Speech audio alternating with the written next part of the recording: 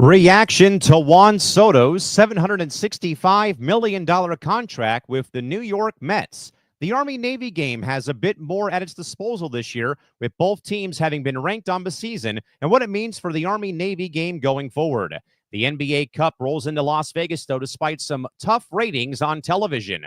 Will a move to New Year's Eve help the NHL Winter Classic? And Major League Soccer adds their 30th team coming off an amazing 2024 season.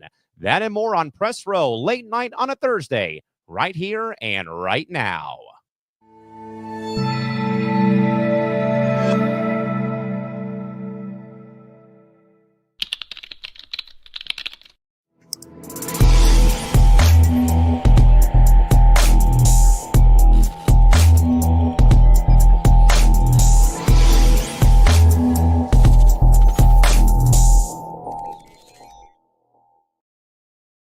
This Coast to Coast Entertainment Network program is brought to you by Beside Me Bracelets. Our bracelets are handmade for any occasion. Use the promo code Coast to Coast for 15% off. Visit their website at besideme.com.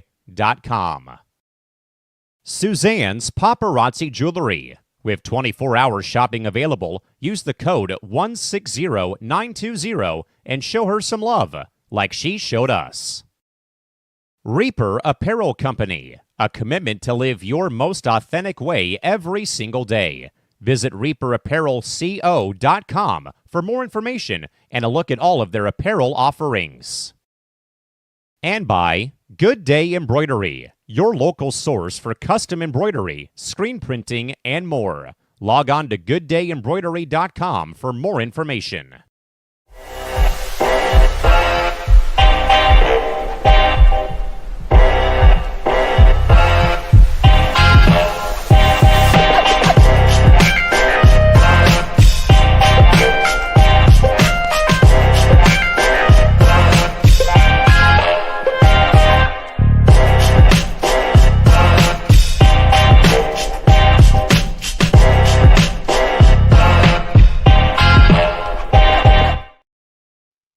Good Thursday evening, everybody, and welcome into another live edition of Press Row, covering all the big sports news and stories from the angle of sports business and sports media, courtesy of our trusted sources at Sportico, awfulannouncing.com, and via Front Office Sports. Yours truly, Callan McClurg, back with you folks here in San Diego, California, on a beautiful Thursday evening, December the 12th, 2024. Hopefully your night has gone well, and your week has gone well as we inch ever so closer to the weekend. Of course, folks, here on Press Row, we encourage you, again, to send us your input. Again, if you have a question, comment, or a concern, or a hot take, or a cold take, drop in the live chat box, live on Facebook, on YouTube, or live on Twitch, as we, again, will take your input here on our show tonight. Want to first, folks, get a quick business note out of the way for you, as we had someone in the way talked about a little bit, again, that we will be having our final show for the year coming up. For a couple of our programs here, folks, on C2C again. For C2C at night for myself and James Gonzalez, our last show comes your way on December 23rd at 10 p.m., the day before Christmas Eve. And then our final Press Row show for the year for our year-end review show is right now going to be scheduled for Monday the 30th, but that could be moved, though, to New Year's Eve due to a work schedule change. And also, want to quickly throw a quick bone out to my good man, James Gonzalez, and also a thank you to our coast-to-coast viewers for officially surpassing and making James and myself's C2C at Night show surpass 4,000 views late on Wednesday night. So, again, thank you all so much for your support of our program. Again, you can catch us every Monday night for a full recap of the day that was in sports and also the weekend that was right here on C2C. Quick hello to our good man, Brandon Herrera, who says, hello, Callan, long time no see, as we were just literally wrapping up our Thursday episode of Sports Hour with Chris, James, Christy, and myself. All right, folks, into the nitty-gritty of our program and into tonight's bulletin board topics for our show. This evening, again, we have a lot of different angles here that we're going this evening. Well, we will, of course, though, folks, start, as mentioned, with the new King of Queens, Juan Soto, signing a 15-year, $765 million contract for Juan Soto, has pushed the Mets beyond their usual limits and also affected their financial landscape and also the financial landscape of Major League Baseball. During a press conference at Citi Field done on Thursday, Mets owner Steve Cohen expressed the necessity of taking risks to acquire a player he considers to be a quote-unquote generational talent. He also acknowledged that achieving remarkable things can be uncomfortable and stated that he is willing to stretch financially. Mets team president as well, David Stearns, also dismissed any concerns about criticism from smaller market ball clubs, focusing instead on winning a World Series, while Cohen mentioned the competitive nature of signing Soto, noting multiple teams were also interested in the signing. The 15-year deal, by the way, becomes the longest and richest in Major League history, reflects a shift in the Mets' image from underdogs to serious postseason, and that matter, World Series contenders. At his press conference held on Thursday, Soto also emphasized his strong connection with Mets leadership and also downplayed any pressure of such a huge contract, focusing rather on the Mets' potential as a team rather than anything else. So, folks, you can view this from a lot of different angles. Let's just look at it this way first. Juan Soto went to the Mets for $5 million more in one fewer year than the Yankees. To a point that I brought up, though, with James on Monday, Soto wants to be the guy. Like I had said in a roundabout way on Monday, he was the guy in Washington for a while. Yes, they had Anthony Rendon. They had Steven Strasburg. But he felt like he was the franchise guy, like the guy you want to hang your hat on. Then he declines that first contract extension from the Nationals for about $450 million, is dealt midseason to San Diego in 2022, has a pretty decent postseason. The Padres knock out the Dodgers and go to the NLCS for the first time since '98, but lose to Philadelphia. Then came 2023, when the Padres got Soto the year prior. They also still had their core from that season. Then they also brought on board Xander Bogaerts. All the offseason hullabaloo around the Padres, and they finished the year 82-80. I've said on Monday, I've said earlier tonight, I will say it again, from sources of mine who are within the Padre front office and those that I know who work in local TV here locally, all put Soto in the C category. That means he was a cancer on the ball club. Everything from what had gone on, though, about the infighting in the clubhouse, talk of him not listening to Bob Melvin and always having his agent, Scott Boras, by his hip when he would talk to Bob Melvin about stuff before games. Talk of him being late to meetings, late to the bus, late to the plane, late to hitters' meetings, late to everything. Just in a way, not setting a good example. And there was talk of him and Machado butting heads about being on time, a la Tyrese Maxey, and also Joel Embiid in Philadelphia with the 76ers. So Soto then goes to New York. That is not his team. That was Aaron Judge's team last season. He had a great year, 41 homers. I get that World Series run, blah, blah, blah, blah. But now he's going to a team, though, that really does not have that, does not have that guy moniker. Yeah, maybe Francisco Lindor can be that guy. But at the end of the day, I think that this was about Soto wanting to be the guy and just chasing the bag. It's simple as that. Now, I want to circle back about Steve Cohen. Reading that second bullet point, though, makes me think of Peter Seidler and the Padres. And I think I said this point to Christy Wilson on Monday on C2C at Night, and then even earlier tonight on Sports Hour. Steve Cohen going all in, taking the gamble, 15 years, $765 for Soto, no deferred money. That is an owner I think every sports fan wants at their running their operations. Someone who's bold, who's not afraid to fail or even succeed. Let's just say what it is. This is a crapshoot. You're hoping for 7 or 11 to come up on the die. And if it doesn't, then you're going to crap yourself out.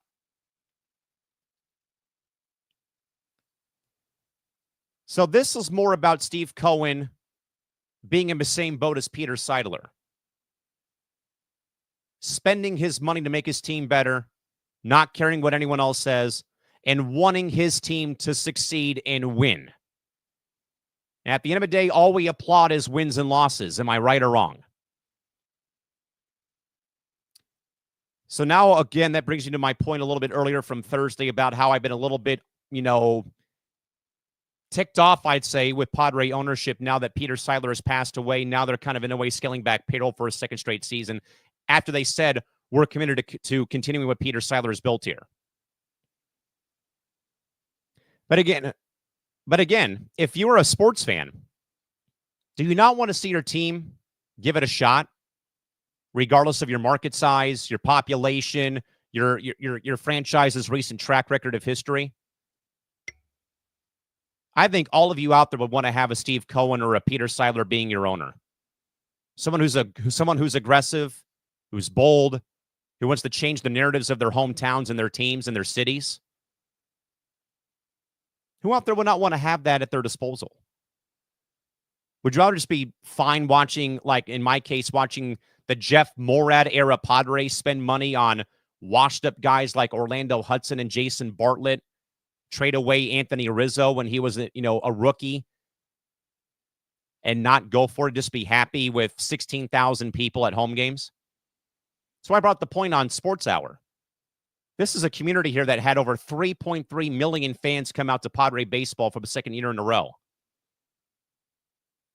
And now it kind of feels like ownership's doing a 180, despite what this town has given this franchise the last 4 years when it comes to fan base support minus COVID. So I love that Steve Cohen's being aggressive. Now, yes, you can say, well, why do you not say that about the Dodgers? I admire it. I don't have to like it because they're a division rival, but I admire what they've done.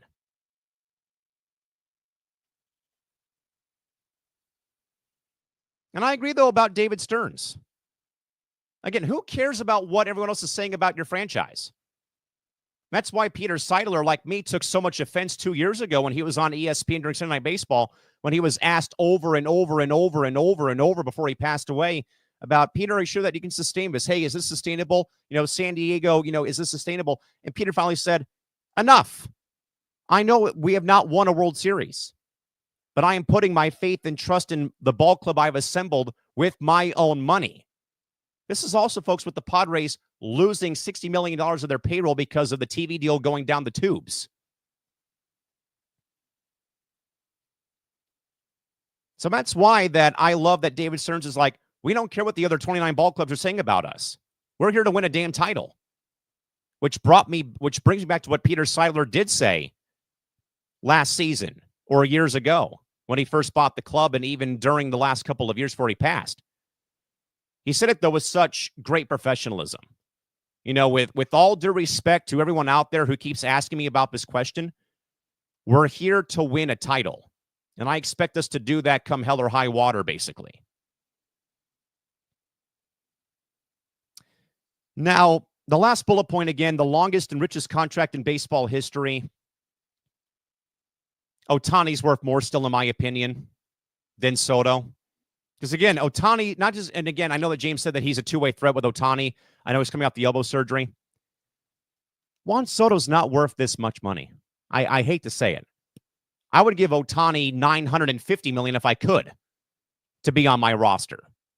So I think he has more value that he can bring to the table than Juan Soto, who doesn't play defense, doesn't run balls out, always looks to get walked, and is all about himself. Again, what I had heard from a lot of, inside sources around the Padres, Soto was kind of a idiot, kind of a goon, kind of a guy to himself, always had his agent at his locker to field questions about, impending free agency. It was all about me. Wasn't about Manny, wasn't about Bogey, wasn't about Cronenworth, wasn't about guy 26 on the roster. It's all about Juan Soto. That's why I said I would rather have had Machado on, have Machado on my roster, because he buys into the whole team, not just his own salary. So again, don't give me this baloney about the Padres getting rid of Soto and keeping Machado on their roster.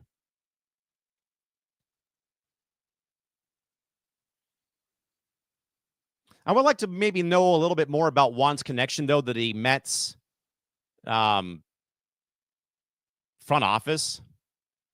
I mean, did he have some ties with David Stern in some way, or Steve Cohen?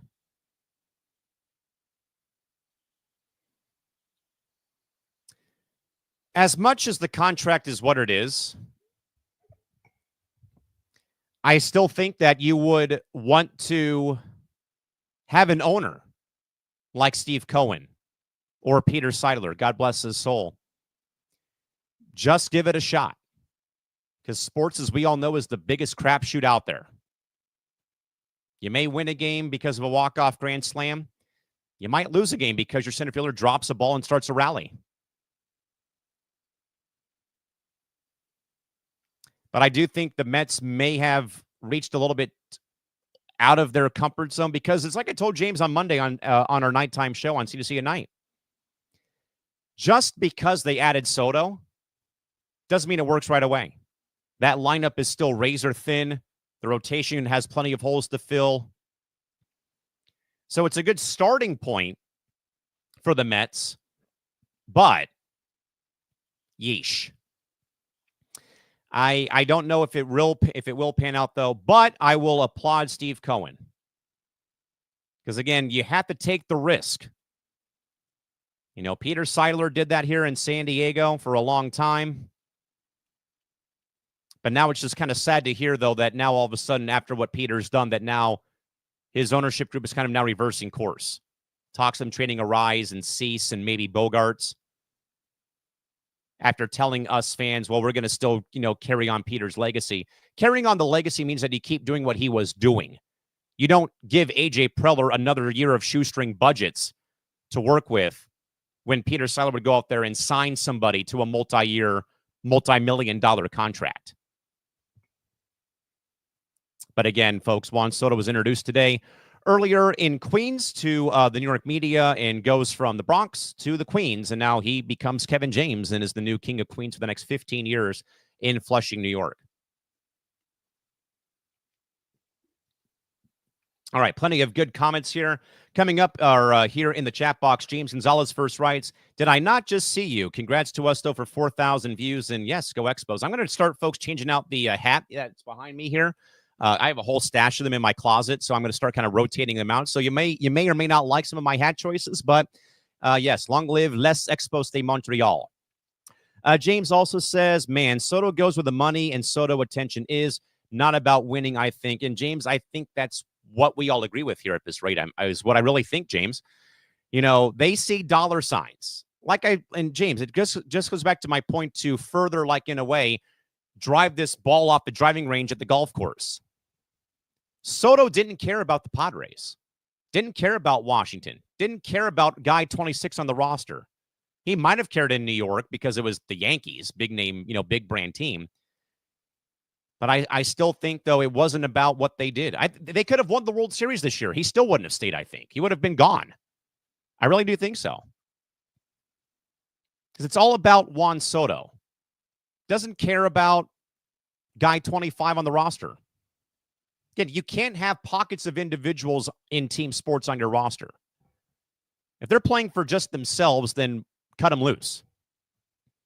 James also says Steve Cohen is out here throwing money at anything that shines.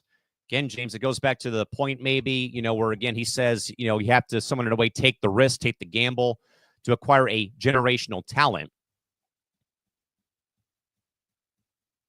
Again, you hope it works out, but I think, James, what we've seen, though, with long-term deals for a lot of money, they can go one of two ways.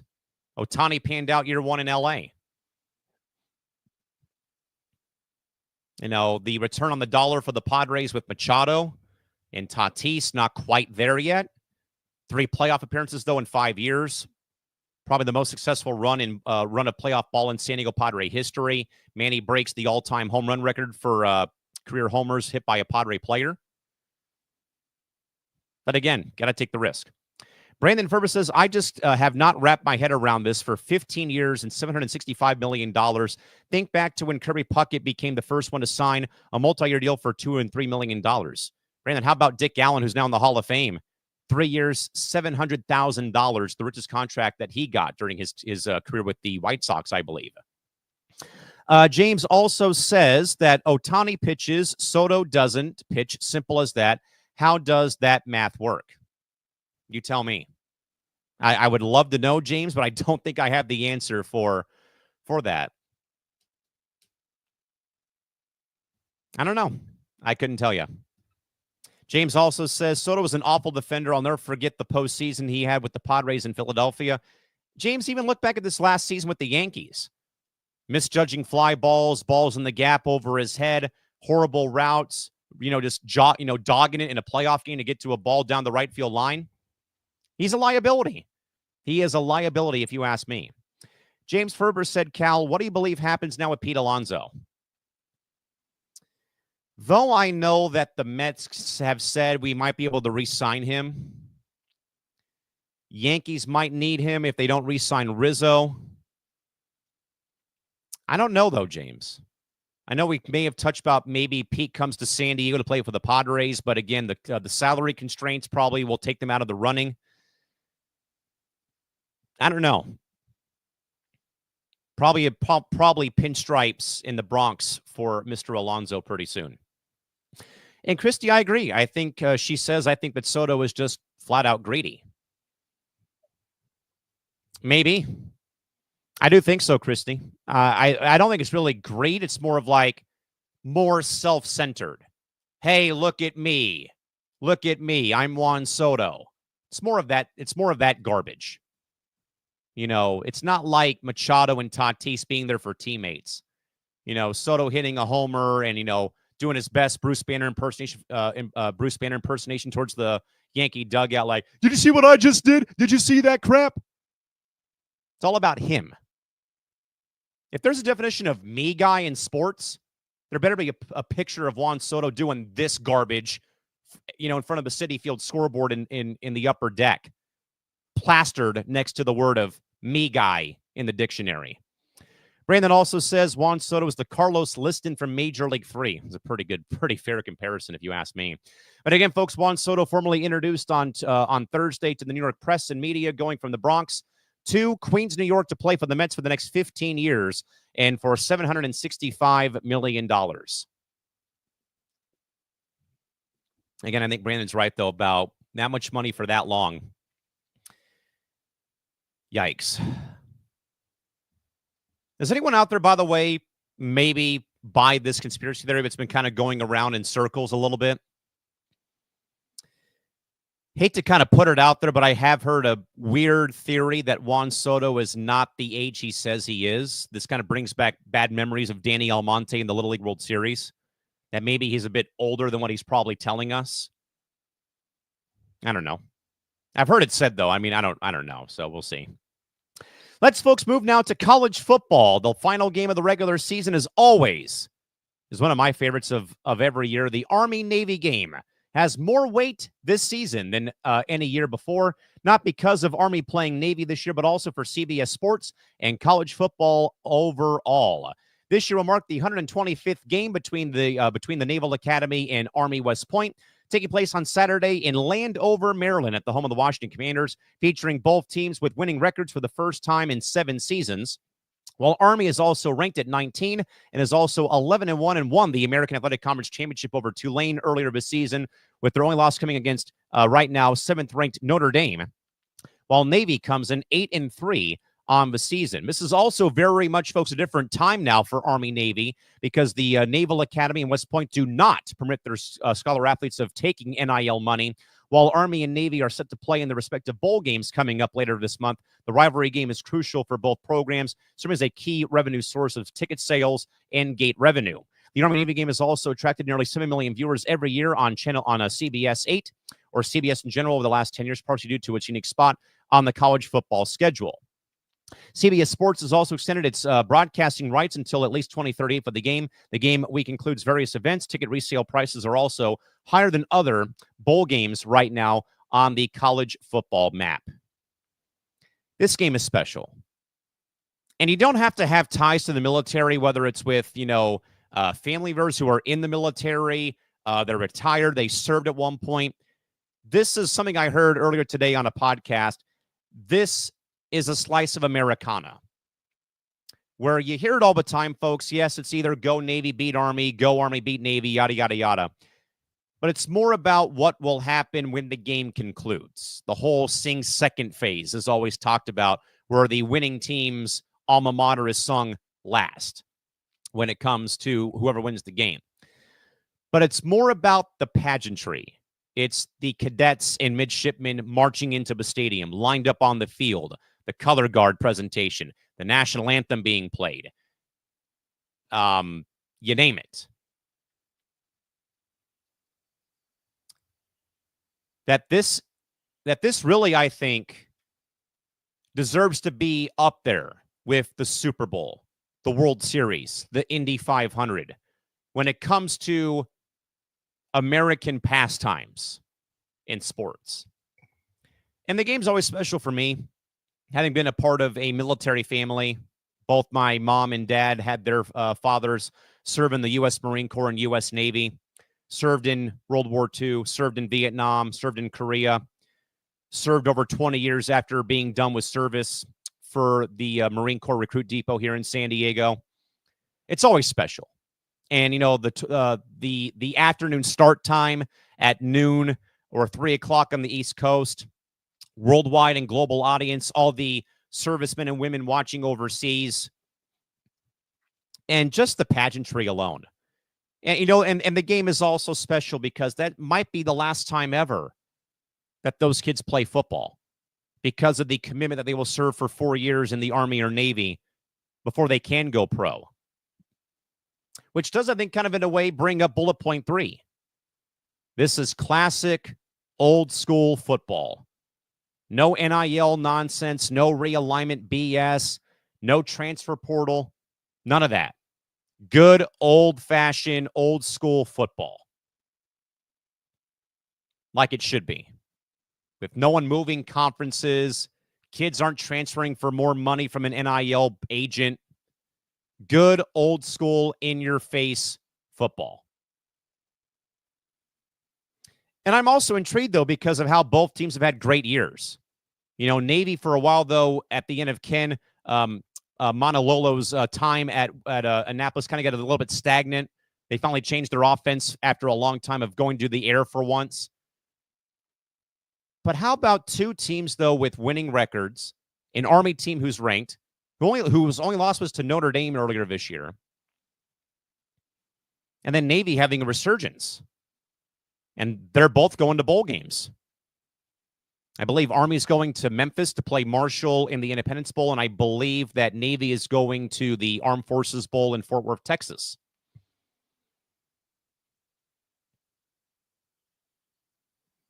And this is how Army and Navy make their NIL money, you can say. It's driven by gate, by ticket sales. Again, old school era football. Now, these kids aren't transferring out. They're going to change in. They're going to swap uniforms, you know, transfer portal from football to camouflage uniforms to fight for our country. And this is a game on my bucket list. I know that, you know, I always say I'm not a big football fan. This is the exception to the rule because they're doing something way beyond the common man when this game's over. And those seniors, and through the years, that's been like the most I think the most emotional part of this game away from the game itself. There's two parts of it, like I said, maybe three parts, like I said. The pregame pageantry. Recruits, the cadets, the midshipmen marching into the stadium. The giant flag, the national anthem, the flyover. And then postgame, the alma maters being sang first or last. And then just knowing, though, that once that game's over, they all become comrades again. Or they all become comrades. So the game does have a different feel this year. I really do think it does, for the simple fact of both teams winning records, both going to bowl games, and the hurdle that they both have of not having NIL collectives. Because, hey, you got to serve those 4 years.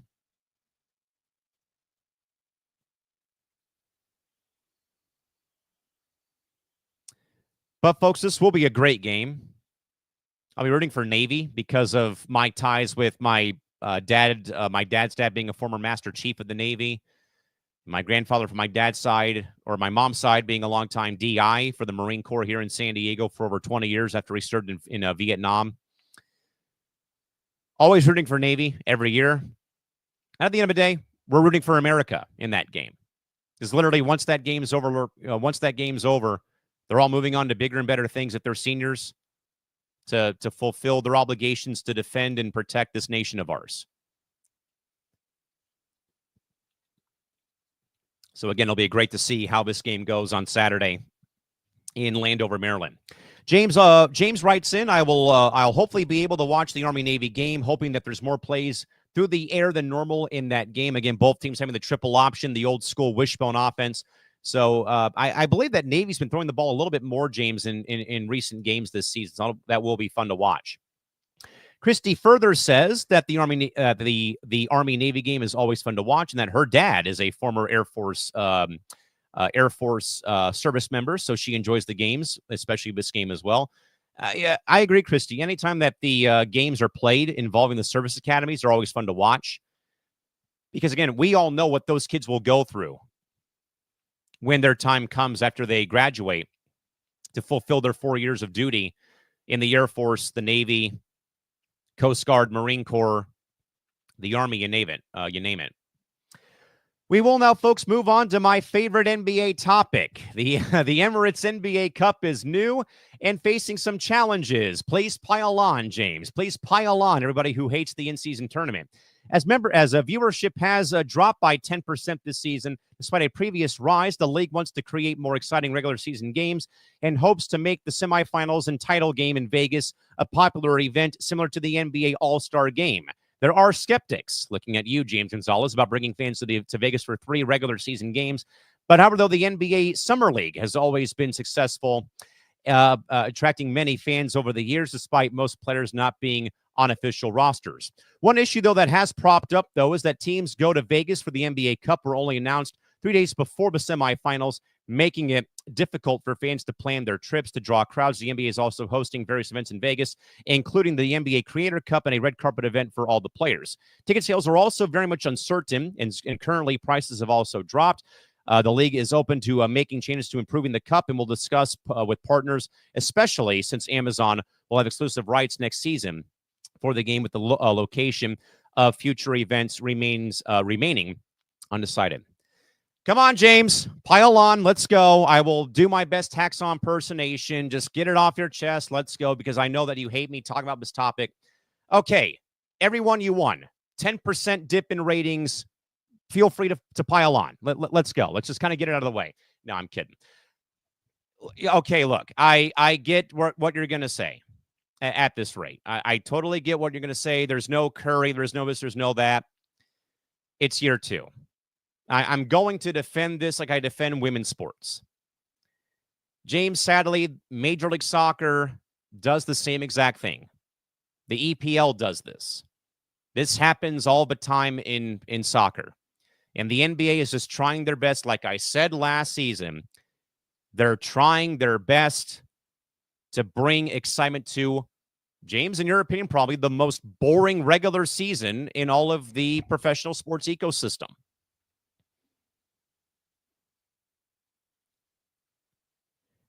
So let's go to the top bullet point. Again, 10% drop in ratings despite a previous rise. The league is trying their best, though, to make, again, just trying their best to make regular season games mean something.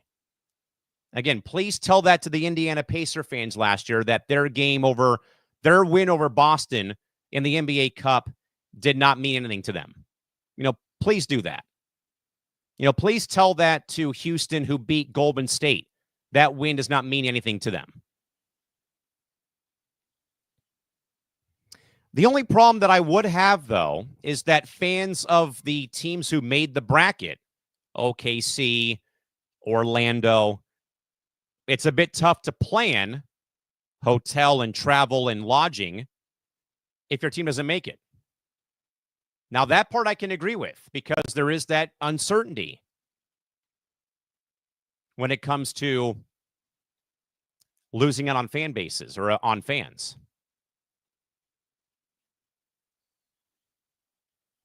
But it works because it's in Vegas. You know, if people can go to the Summer League when it's boiling hot every day of the week at 3 o'clock in the morning, what's so wrong with 3 dates in December when it's slow season for hotels in Vegas? That's more about my point about why I think it will work in Vegas. To compare apples to oranges, the NHL's worked pretty damn well in Vegas. Yes, the fans wanted hockey to go there. But if I'm a hotel owner in Vegas, like if I maybe am Steve Wynn, who operates the Wynn and the Encore, or if I'm MGM, hell yes, give me the NBA Cup in Vegas. I get more people to come at cheaper, discounted rates than when it's 135,000 degrees outside and the price for hotels is $750.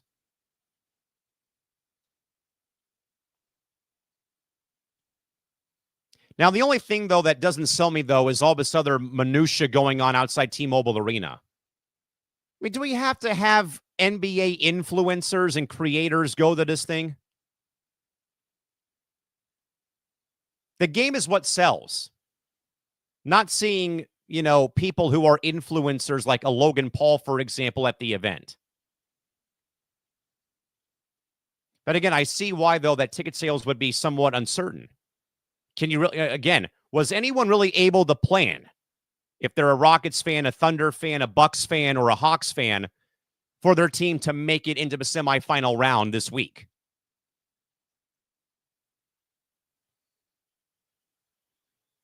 But please do not sit here and try to tell me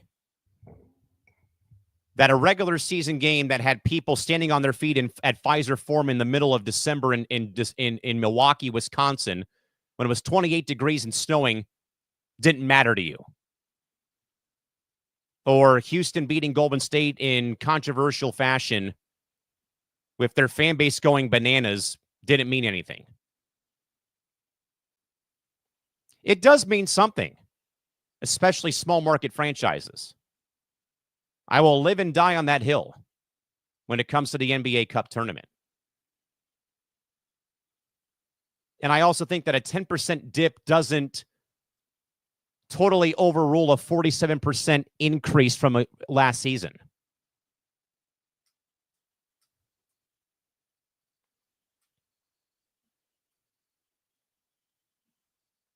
But I know that there's a lot of question marks around this tournament.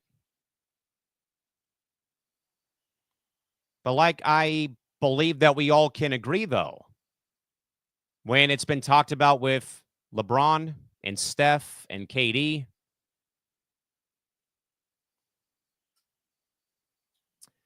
that they said it right. You know, that they take the tournament seriously. Now, I will agree with James, though. Why not take the whole regular season and make it, in play seriously and not just for 5 or 6 or 7 games out of the year? You know, why is NBA Cup Game 1 any different than regular season Game 10? But again, if you put something on the line, an incentive, there you go.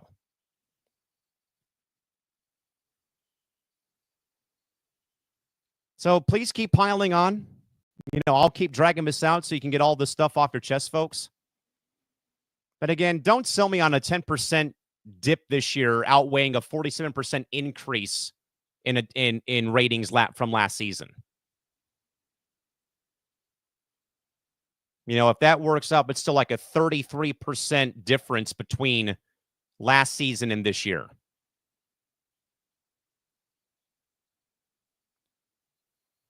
But again, I look at it, though, from the perspective of maybe a fan of the Pacers last season, who had multiple players making league minimum salary. Just getting to the final gave those guys a payday bump. So again, let's take the monopoly money and put it aside for a second. That also can, again, this also in a way gives the team something to play for. It's not Larry O'Brien, I know that. It's not the ultimate prize at the end of the road. But it's worth at least giving a chance. Don't write it off after 2 years. Now, I don't know what they could do, though, about future events, though. I would like to have them keep it in Vegas. I think it's going to be a long time for the NBA to really, I think, expand the NBA.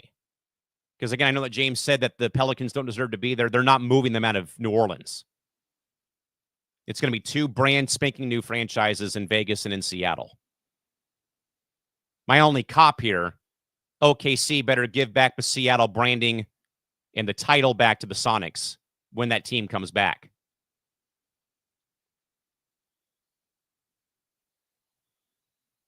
But also, more importantly, though, about the NBA Cup, this is a bargaining chip for next year's media rights.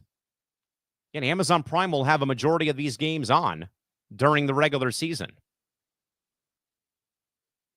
So, yes, you can laugh at me next year because, well, not everyone pays for Prime Video, Cal. I'll still watch. Again, I might be the lone man who cares about this damn tournament. But again, maybe it's because people like James have not been exposed, though, to a in-season tournament before, like in European soccer, for example, or with the Lamar Hunt U.S. Open Cup in MLS. But what's so wrong, though, with how Vegas has already become an NBA market with the Summer League? What's so wrong with 3 more games in Vegas every year?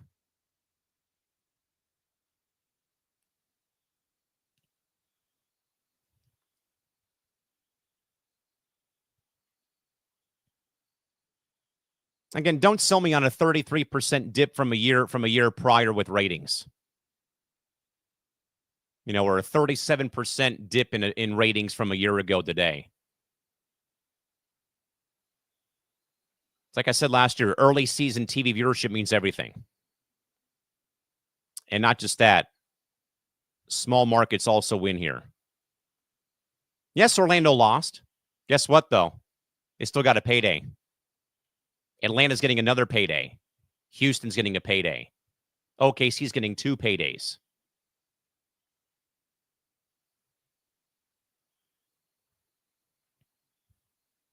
I don't see the NBA Cup going anywhere. You know, call it a fake championship banner, call it this, call it that.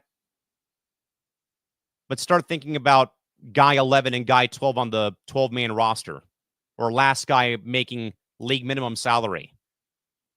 Think about Jose Alvarado, who said if the Knicks would have won it all last year or got deeper in the tournament, he would have paid for his kids to go to college.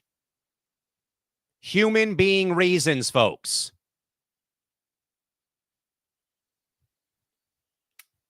I mean, I don't know where else to go.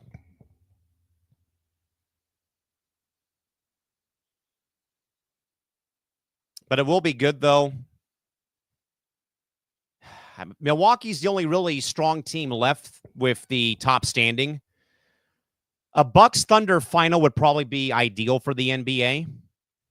I would agree with that 100%. But I think it would mean a little bit more, though, because I think James had a great point, though, on Monday. You know, is Giannis really playing, though, to win the Emirates NBA Cup, or as I like to call it, the Callan McClurg Memorial NBA Cup tournament?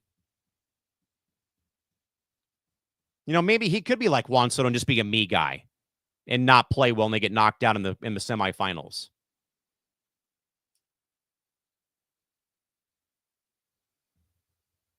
I don't know. I think it works. Don't sell me again on a 37% dip from a year ago.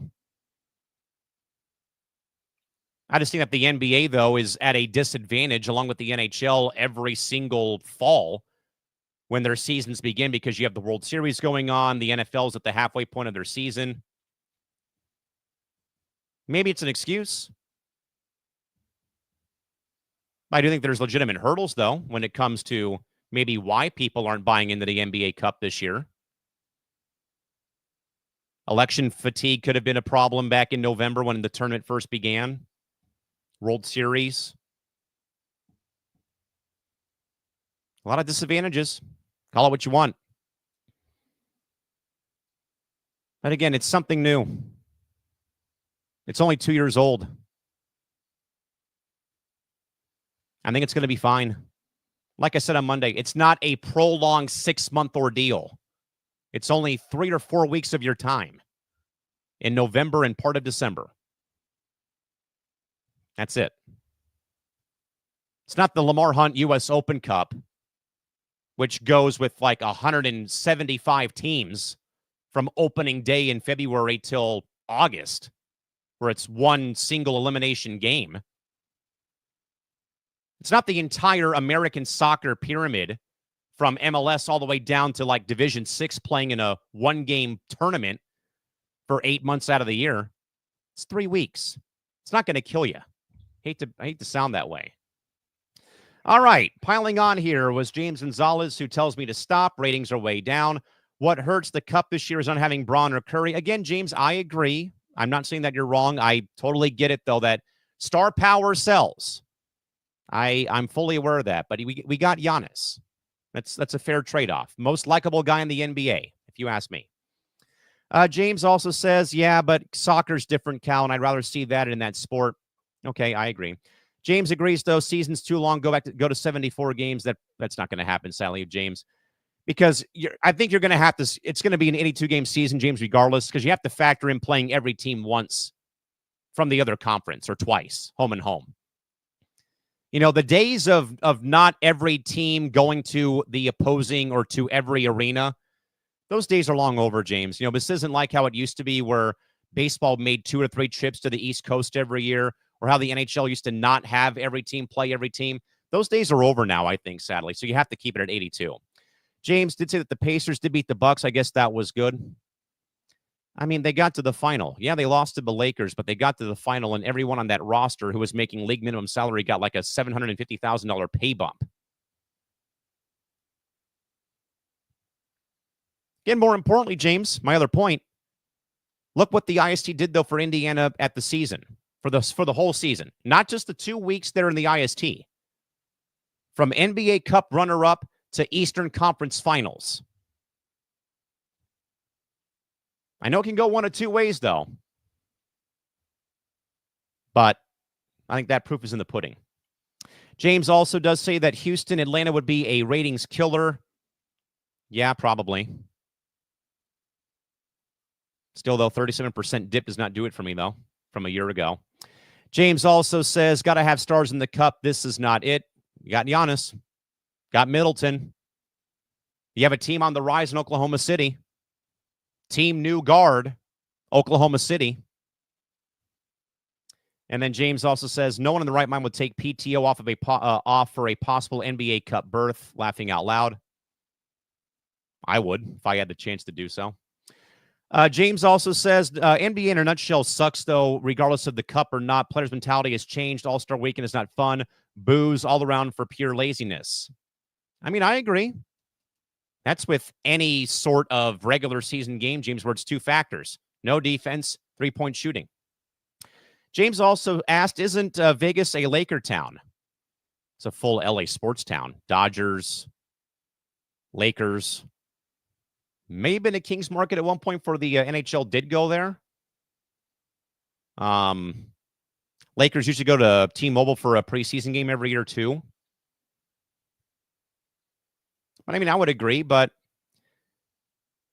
again, James, I just think, though, with how Vegas is booming, they're going to go there.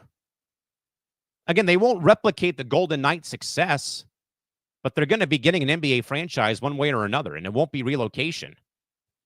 Adam Silver, I know you don't like him, but, you know, my most beloved commissioner of pro sports said there's not going to be relocation. It's going to be 2 brand new franchises, and the league might realign, where the Grizz and the Pelicans go to the Eastern Conference. But yes, would every Laker game be sold out? Yeah, absolutely. James also says players make more money, but fans suffer. Isn't that with every pro sports league, James, especially with Soto getting that much money from the Mets? You know, it costs like $500 for a family of 4 to go to a game nowadays in baseball. James, I don't think it matters what sport. Fans always will suffer. I mean, I was looking to get to game 1 of the wild card round for $90 and not have to pay like $350 or $500 for a playoff game. James does agree, though, that Giannis is playing for the Cup. He can see it. And he might be the only guy who has the Mamba mentality. Yeah. Yes, I would think so. It kind of, James, reminds me of like Miami Heat era LeBron, where he had like hands on knees and had that stare. But I would agree with that, though. And James also says that Middleton ain't a star either. Ha, ha, ha. It's Giannis versus the world, basically. Again, James, I know you don't like it, but I'm going to die on the hill. I will die on the hill for the NBA Cup, die on the hill for realignment sucking in college athletics, and that the playoff for college football is not going to work. James, this will be the only time we ever do not agree on anything in sports. But again, I just think, though, again, if you want to add something to a boring regular season, why not add some excitement? Again, James, don't tell the great people in Indianapolis or in Houston that their wins in the NBA Cup don't mean a damn thing. Bad enough I have to hear that garbage, about the Padres and San Diego sports. You live in San Diego. You don't deserve to win anything. Enjoy the weather. Enjoy your beer and tacos. Don't worry about baseball. It's simple as that. Let's, folks, now go to the NHL, where the NHL Winter Classic is gearing up for a game in Wrigley Field between the Blues and Blackhawks, but with a massive change. Rather than the usual New Year's Day start date, it'll be on New Year's Eve as the Blackhawks host the Blues again at Wrigley Field in Chicago, Illinois. The change was made to avoid competition with the college football expanded postseason, as many sports occur on New Year's Day. NHL President Steve Mayer also mentioned that the need to adapt, that the league had to adapt to due to the growing number of major sporting events on New Year's Day. In previous years, the Winter Classic was played on New Year's Day and also drew large crowds when broadcast on NBC, but has struggled, though, since it moved off of cable to last year's low of 1.1 million viewers when the Knights played the Kraken at T-Mobile Arena in Seattle, Washington.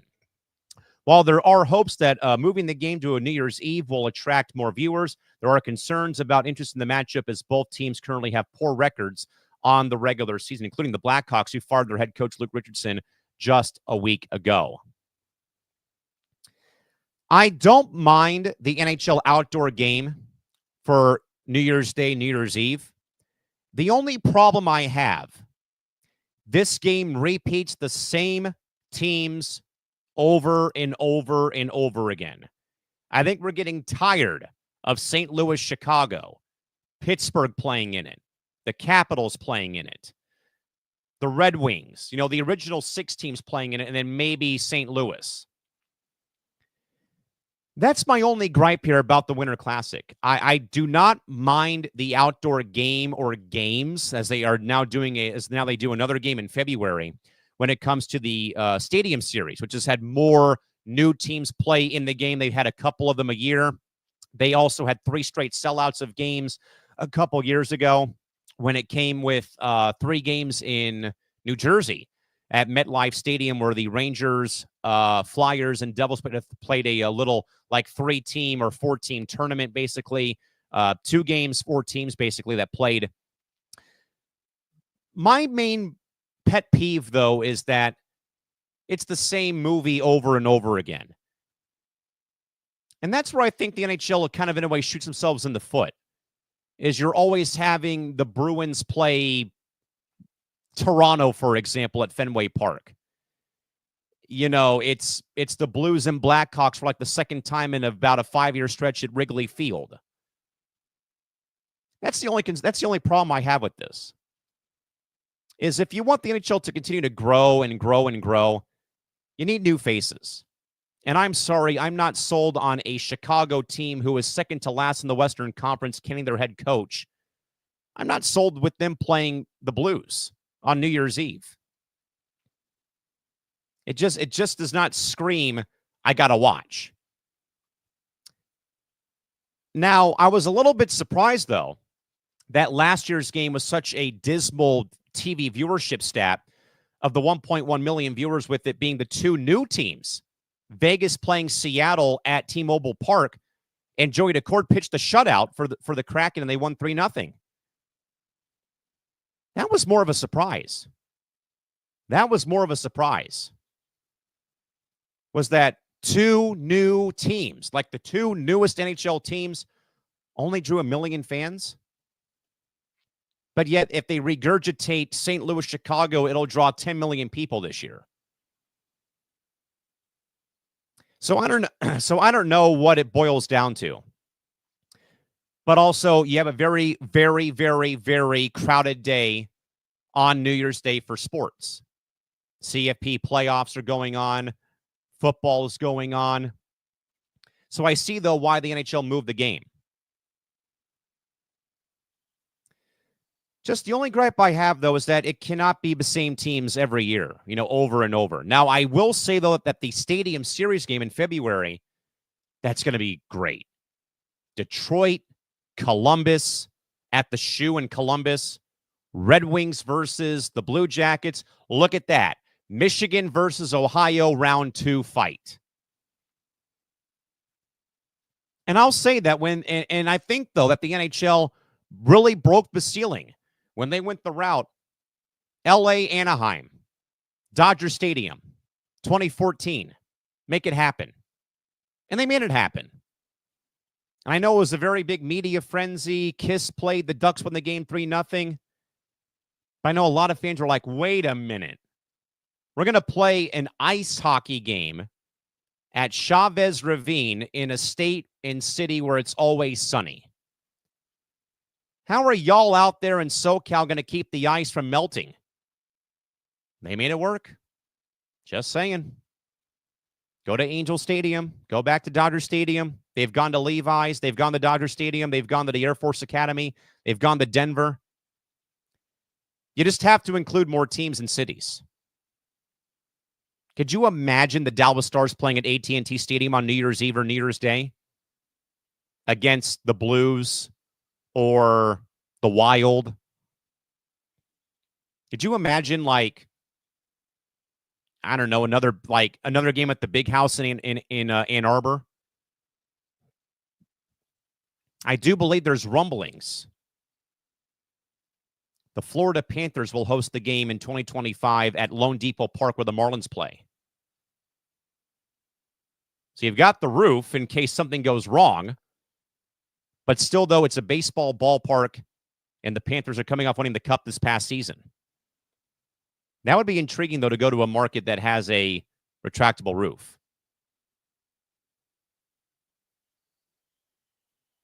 I honestly would have rather have seen the Blackhawks play at Soldier Field than Wrigley Field.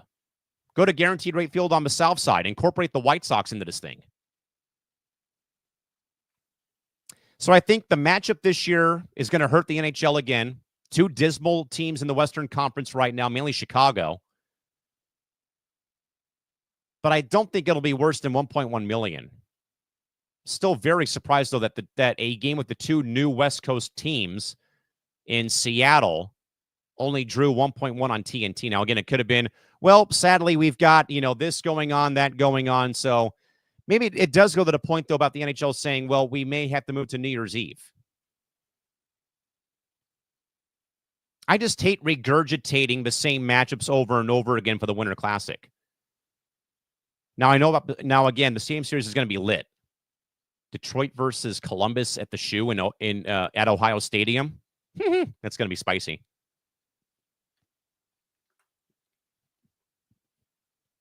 But I'm not sure, though, what else the NHL could do. I mean, the Winter Classic, I always enjoy it. It's cool to see the players be able to, relive their childhoods of playing the game outside on the ponds, pond hockey and stuff. But you have to, I think, start incorporating more teams. I love that the Avalanche hosted it one year at Coors Field. Again, the Ducks and Kings played at Dodger Stadium in Los Angeles. The Sharks played the Kings at Levi's Stadium in Santa Clara. I believe that the Twins hosted it one year against the Blues at Target Field where it was -9 at game time. Just kind of spruce up a bit more is all I ask. Add some new faces. Not the original 6 every year. Not the same old stuff, going forth. That's more of what I would say. All right, we got some good commentary here. James says, what's one stadium, Callan, that you want to see get the outdoor game that has not done so yet? Selfishly, Anaheim or San Diego, just because of personal reasons. But in the grand scheme of things, they've already gone to Ann Arbor, and that was a great success at Michigan. James, could you imagine a game at in Baltimore for like the Capitals, but they also have Army Navy play each other in ice hockey if they field teams? That'd be something. But other stadiums in general, because there's actually another bonus outdoor game they play called the Heritage Classic in Canada, which is done by TSN. They usually go to all the Canadian Football League's stadiums. Man, I don't really know. Could you imagine a game at the Rose Bowl? The only problem though was that you got the football game the next day. Maybe SoFi. I don't know, James. I'd love more baseball stadiums, though. Again, the rumor mill is that the Panthers will host probably the Lightning, I'd say, at Lone Depot Park next year in Miami for the game. I mean, outside of that, I don't know. I know the Hurricanes had it at Carter Finley Stadium, I believe, or at the NC State football stadium this past year. They're going to Ohio State this year again for the Wings and the Blue Jackets. The damper on that is that Johnny Gaudreau won't be able to play in the game because he sadly passed away. God, that still sucks. I don't know, James. Honestly, I would probably think AT&T Stadium in Arlington. Dallas plays Minnesota. The Battle of the Stars or the North Stars. Why not? James believes that Vegas should be in it. Well, they were in it last year, James, in Seattle against the Kraken. I mean, you want to go to Allegiant? That might work. Brent DeMoss writes in, the Classic should be East Coast, but have West Coast be involved for the fan base. Exactly. And if you want more Western-based fans to get behind your product, you got to incorporate more West Coast teams. And Brent says, why not LA and Montreal? Let's just not repeat the 93 final. Marty McSorley having the illegal stick. James, I think you're onto something, my man. Knights versus the Utah Hockey Club in Lake Tahoe. Make it happen. That was a brilliant idea by the NHL to have those games in Lake Tahoe. Now, James, here's the funny part. That was delayed by hours because of the sun. It wasn't LA that got delayed because of the sun, because they played the games at night. I believe it was Colorado and Vegas got pushed back by 6 hours because they had to wait for the sun to go down because it was making the ice melt in corners of the rink. So you'd have to proceed with caution on that one. That would be pretty epic, though. Vegas versus the Hockey Club. Brent also says even L.A. Detroit or L.A. New York. That'd be something. Kings Wings at Ford Field or Comerica Park. Kings, Rangers, Yankee Stadium. They've already hosted a game, though, at Yankee Stadium. So has MetLife. That'd be interesting. Tim Hendricks writes in, how about a good old school Blackhawks versus Red Wings in Milwaukee, Wisconsin at American Family Field? Tim, would you consider in a way that maybe Milwaukee as a whole is more of a Wings town, or would it be a Chicago Blackhawks town? Because they're in a very interesting spot that the Admirals of the AHL are the Nashville affiliate for the American Hockey League. Why would I think that Minnesota would have to be involved, though, Tim? Because of the border battle between the Twins and Brew Crew and the hatred between Minnesota and Wisconsin for Paul Bunyan's axe. I don't know if that's fair. James also says that Nashville should get the Classic when the Titans get their new stadium. I think they already hosted it, James. No, they played the Stars at the Cotton Bowl, I think. Actually, I think they did host it, but I think it was at a it may have been at Nissan Stadium. And they've already hosted it. Tim also says Buffalo playing at the new stadium in Orchard Park. That'd be intriguing. My only concern, though, Tim, would then be what happens if it snows during the game. The AHL, Tim, tried an outdoor game in Bakersfield in the Central Valley about 10 years ago between Bakersfield and Stockton, and it rained during the game. And they had to stop play to get all the to try to stop the rainfall. And once the storm passed, they had to squeegee all the excess water off the rink. My only concern would be playing in snow, because we are talking about guys playing on steel, and that would be a little bit of a concern, though, if you ask me, if it starts snowing. James also asks, do you believe that Cleveland will ever get an NHL franchise? I don't see it happening, James. Dan Gilbert already owns the American Hockey League club for the Blue Jackets, who plays at Rocket Mortgage Fieldhouse. They did not succeed with the Barons when they went from Oakland to Cleveland back in the 70s. And they will get a WNBA team before they get an NHL club. I guarantee it, basically. They've made a pitch already to get a club back in Cleveland for the WNBA. The only appetite is for the AHL right now. Rocket Mortgage is big enough, though, to hold an NHL franchise, but I don't see it happening for the simple fact of Gilbert owns the Cleveland Monsters. They're successful. They've won a couple of Calder Cups. Don't see it happening, sadly. James also asks, has Pittsburgh ever hosted a game? Yes, they did host a couple at Heinz Field, with Pittsburgh playing Philadelphia one year, I think, and I think they also hosted the Capitals one year. Maybe Buffalo, too. But they definitely played a couple of games at Heinz Field back in the day. Tim is saying, how about St. Louis, LA at Arrowhead Stadium?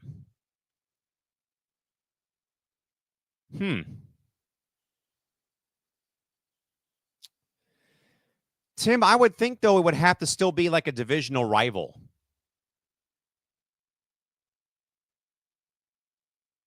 I think you want to keep the outdoor games as like a divisional rivalry or a historical rivalry. And there's not much with LA and St. Louis, so I would probably make it, if it's not going to be, so if I can't pick Chicago, man, it'd have to be another divisional opponent in general. Probably Dallas.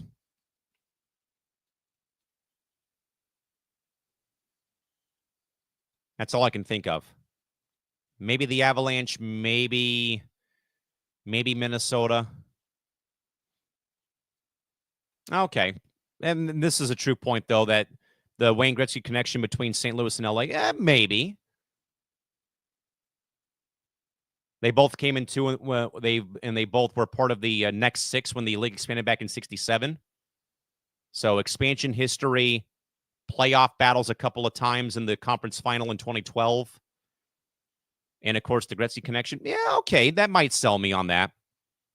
I just think, though, that the league would want to have, like, a long-standing rivalry of, like, St. Louis, Chicago, L.A., Anaheim, San Jose, and Vegas, maybe. More about those sort of things, I would say, though, as well. And Tim says that Milwaukee's more of a Chicago Blackhawks town. That's kind of interesting, though, Tim. Because I believe that my friend DJ Shunner Nichols of the Bucks, they usually host a college hockey tournament at Pfizer. I think I saw her wearing a Blackhawks sweater, I think, when she was working a couple of those games at Pfizer during the season. So that is interesting that it would be Chicago over the Red Wings for that. With that, folks, let's move on now over to my preferred version of football. That'd be Major League Soccer. The MLS season came to an end on Saturday as the LA Galaxy won their sixth MLS Cup with a 2-1 victory over the New York Red Bulls. While the matchup featured two of the biggest teams in the biggest markets in both LA and in New York, it lacked the league's top star in Lionel Messi, who was captain of Inter Miami. Inter Miami, though, was knocked out in a massive upset in round one after winning the Supporters' Shield with 74 points. when Atlanta United knocked them out in round one. Messi's presence alone would have likely boosted viewership, as his past match was the most watched sporting event on Apple TV. Inter Miami CF's popularity has also surged since Messi came to the team, with the team's IG account increasing from 1 million to over 17 million of followers. But despite Lionel Messi's early exit, the league, though, is still performing very well, with sponsorship deals rising by 13% to roughly, $665 million, and also a record 12.1 million fans attending MLS games this season, a new league record, making it the second most attended league worldwide. Inter Miami has also played a key role in attracting large crowds, with the league adding in San Diego FC as their 30th team coming up in February of 2025. An absolutely great year, folks. I can also confirm real quick that Don Garber, the commissioner, is getting a contract extension that will carry him through the 2026 World Cup for Major League Soccer. Like I said, though, folks, last season when Lionel Messi came to Miami, and how they've already have begun to kind of do that turnaround for a beleaguered franchise, the single best thing going for MLS was Lionel Messi coming to town. And like I said, though, a couple times, it is refreshing seeing a player of the caliber of Leo Messi look at MLS and not turn his nose the other way. You know, I think about Preki back in the 90s with Kansas City. I think of David Beckham with the Galaxy in 2007, Robbie Keane, Landon Donovan, Josef Martinez, for example. You know, guys who are notable names globally who then took the gamble, a la Steve Cohen, taking the gamble on a American-based soccer league. Where, again, I know soccer is not on everyone's radar. But now, folks, for Major League Soccer, 2024 might be the best year ever for in-league history.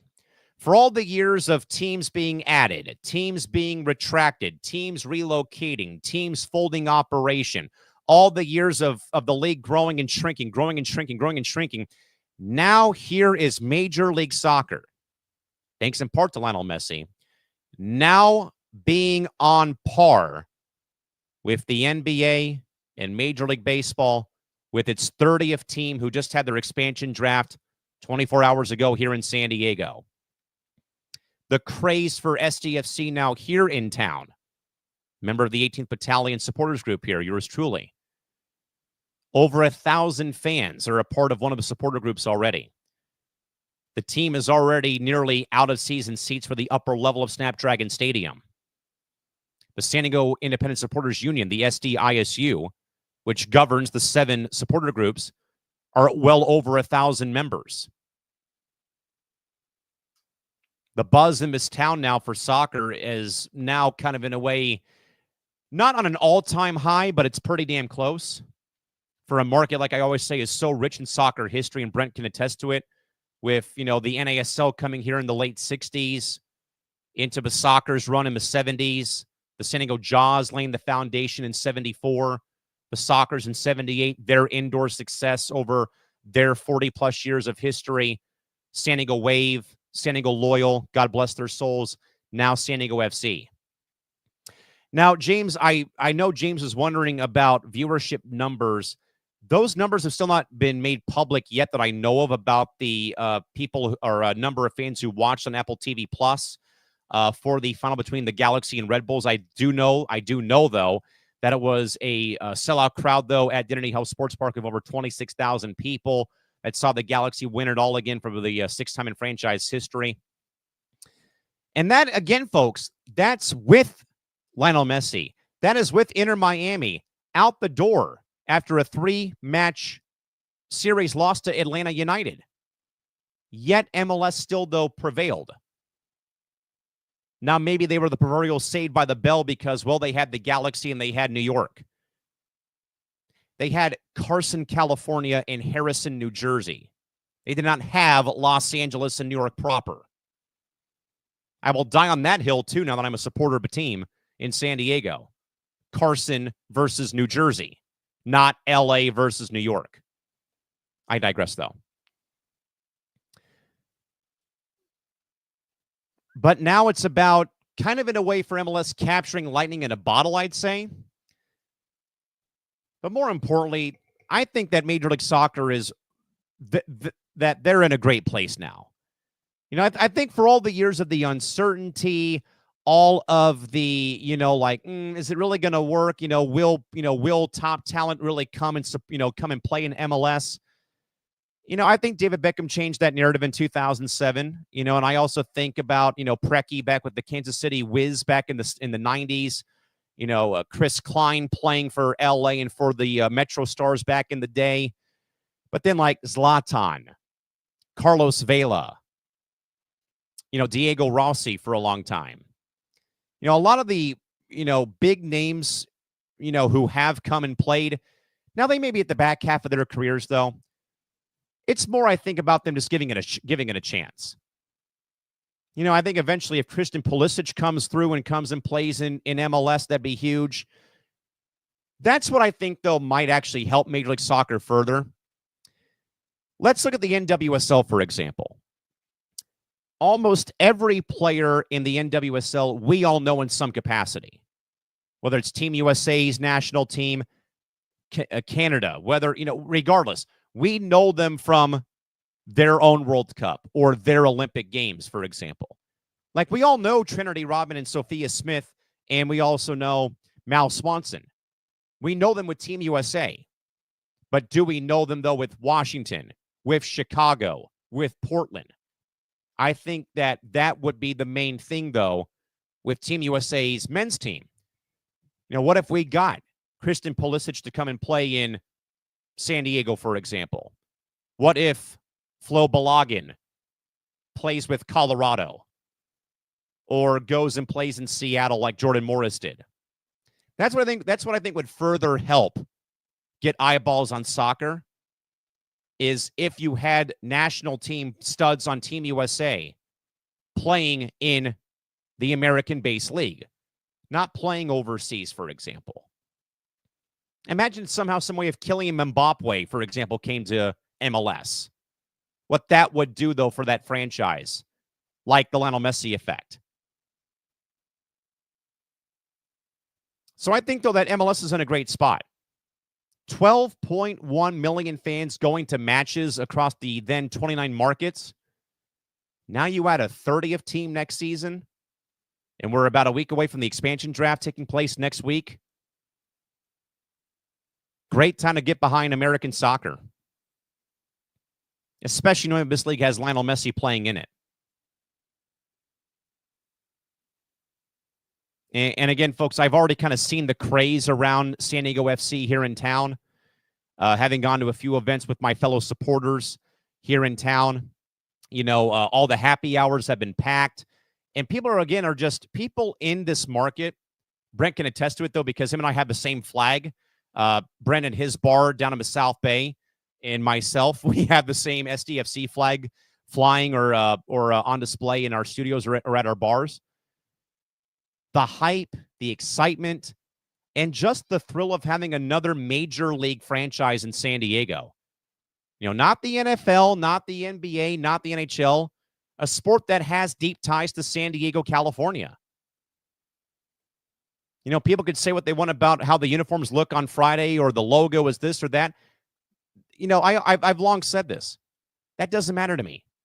The team has San Diego in their name. San Diego versus everybody. Doesn't matter what the logo looks like or what the uniforms look like when they get unveiled tomorrow. The team has San Diego on their chest or on their crest. They get my full support. They will get my full support, and they'll be getting my money next week when I pay for my season seats in the supporters section. And I'm just extremely, happy to see, though, that soccer has kind of, again, taken off now here in the States over the last couple of years, and mainly now since Lionel Messi has come here. Again, I think David Beckham had kind of a similar type of ordeal when it came to MLS when he came here in 2007, but not as dramatic as Lionel Messi.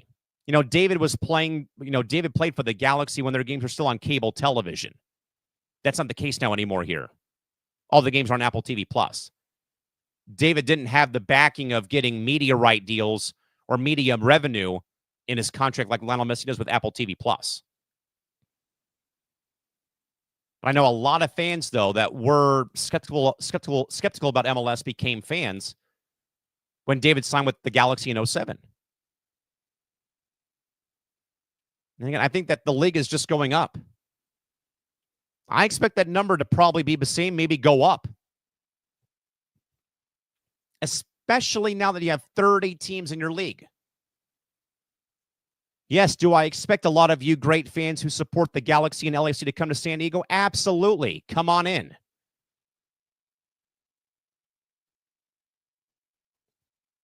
I'm not going to be one of those supporters who, says, FLA or F Carson. I keep things in between the lines. But please, come on in. And to anyone out there who's watching, who's on the East Coast, if you travel well and support your club on the road, San Diego, California, in February or March, I think you'd sign up for that.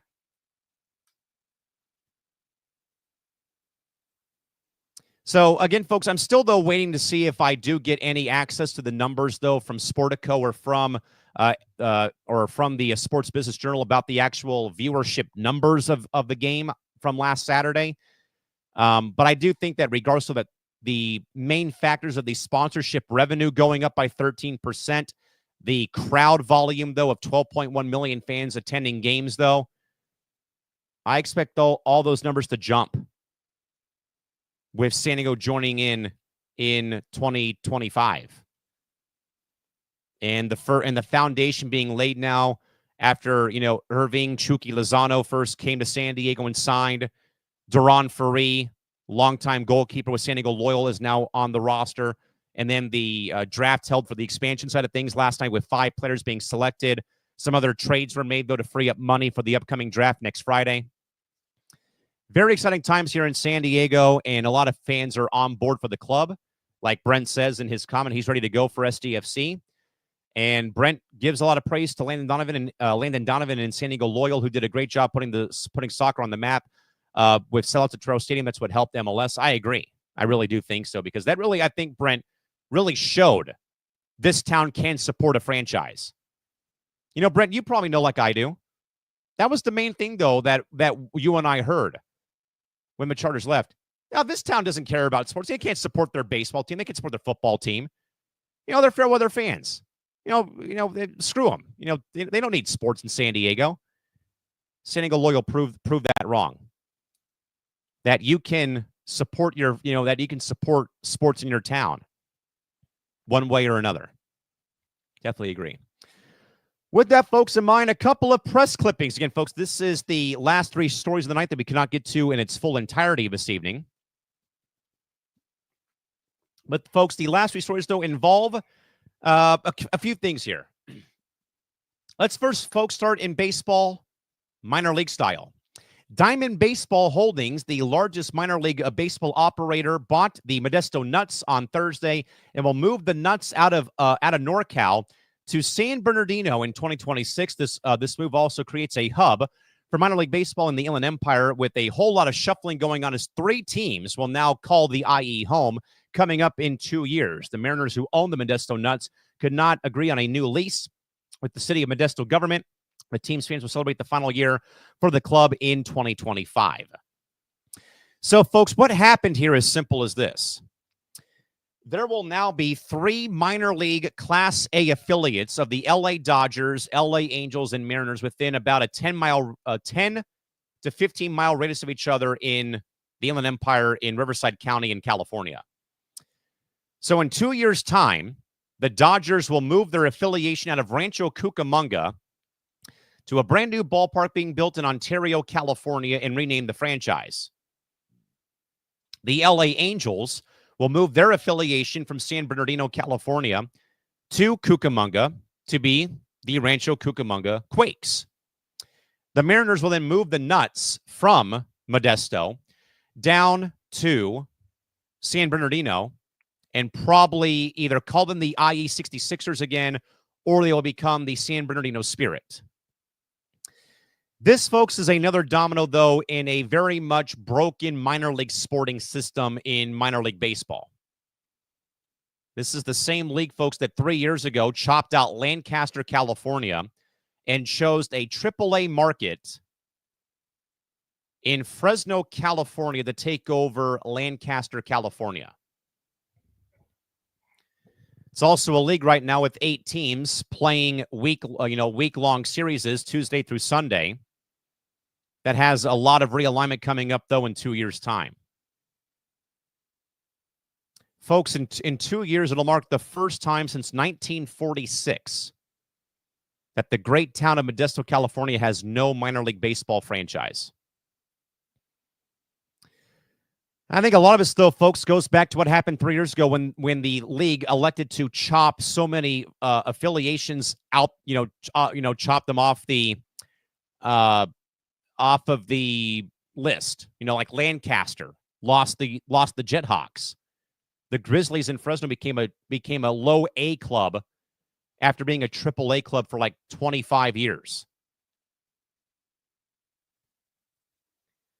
Minor league baseball, to me, will never work as long as the system is this broken.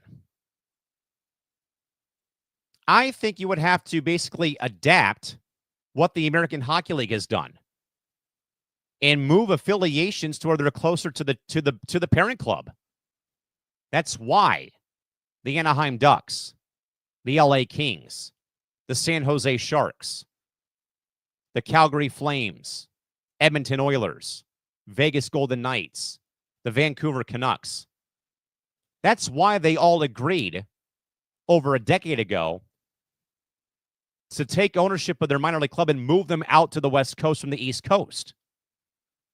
From Norfolk, Virginia, Manchester, New Hampshire, Worcester, Massachusetts, Adirondack Falls, New York.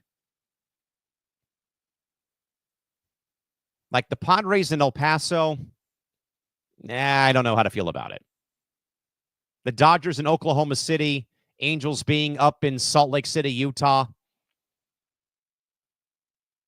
Some of them work, some don't make any sense. But I don't know, though, if minor league baseball has really recouped, though, from coming out of COVID and also the shakeup of 3 years ago when they cut all those teams out of the equation.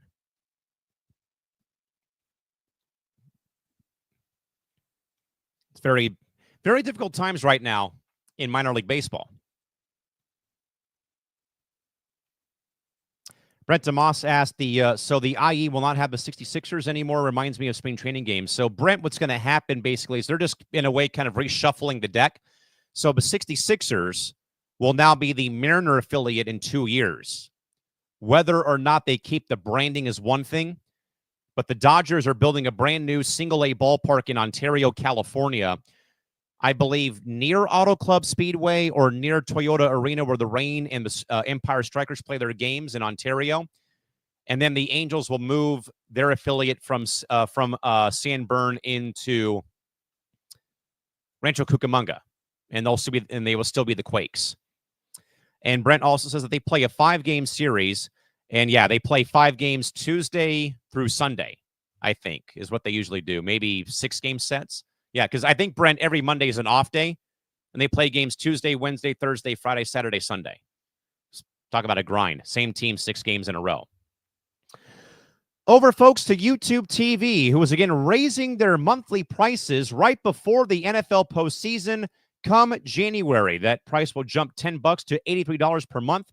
The service adds features for sports fans and has over 8 million subscribers to the channel. YouTube TV prices have been increased, though, several times since it launched in 2017. Cheaper plans include Sling, which goes for $40 a month instead. Isn't it, folks, always funny that price hikes for, like, YouTube TV or for, like, whatever, they always go up before the NFL playoffs start? Which I know proves to me that the NFL runs the media roost, which I totally get, though I don't like it. But it's always every year, though, that this happens. Like every single year. Oh, here's your price hike for before the playoffs start. It's almost like, are you trying your hardest to have people stop using your service because you keep bumping the price up every damn time the NFL postseason rolls around?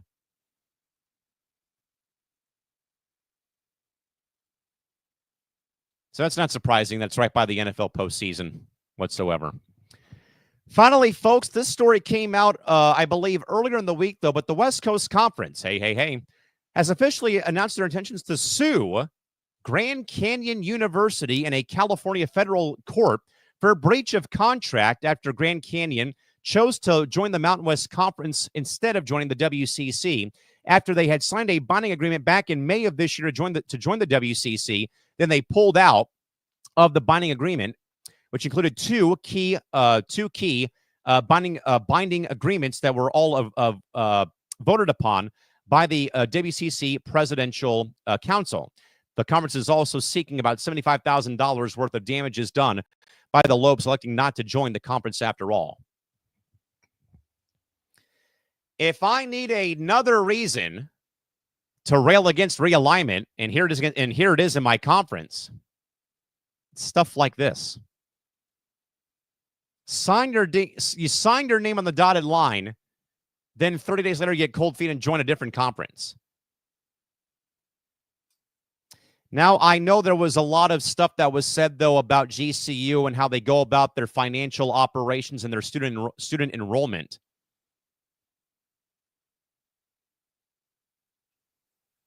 But this just goes to another point I've said. We will continue to have lawsuits involving realignment in college athletics. There is still right now, folks, an ongoing lawsuit involving Florida State against the ACC that I believe Clemson is still a part of too, about wanting to leave the ACC because of media money and this and that. It's the Wild West, folks, of college athletics. And you know, Grand Canyon, folks, I thought would have been a great ad for the West Coast Conference because of basketball purposes. But then, though, as I read further and further into the lawsuit, two big things popped up, though. The student enrollment is through the roof, and their financial status at GCU in Phoenix. Now, the main thing I've said is, well, okay, I get the enrollment part, but how many of those kids are actually on campus? Are they only just there going online? Are they actually paying room and board in Phoenix? And then are they for-profit, non-profit, this or that, though? But it's more about the fact of you signed on the dotted line to join the conference. Then about 30 days later, you say, we're pulling out, we're going to the Mountain West instead.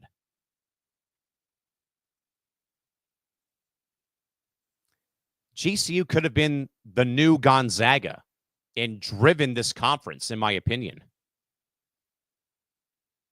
Other than St. Mary's in San Francisco. For a basketball-driven conference, why not take the chance?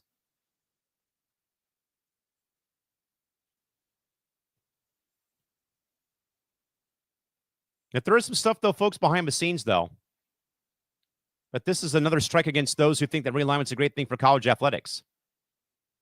Because conferences and schools will still keep suing. I believe there's still an ongoing lawsuit involving the Pac-12 and Mountain West Conference. On top of the ACC being sued right now by Florida State, and also by Clemson. I think we're a long ways away, folks, from there being some peaceful times right now in college athletics.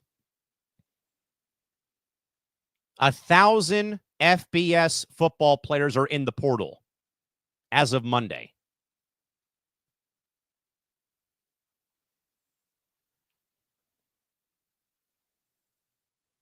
So the uncharted waters continue to get more and more murkier as we continue down this uncharted path. But don't say I warned you when I said that realignment is probably not and will not work.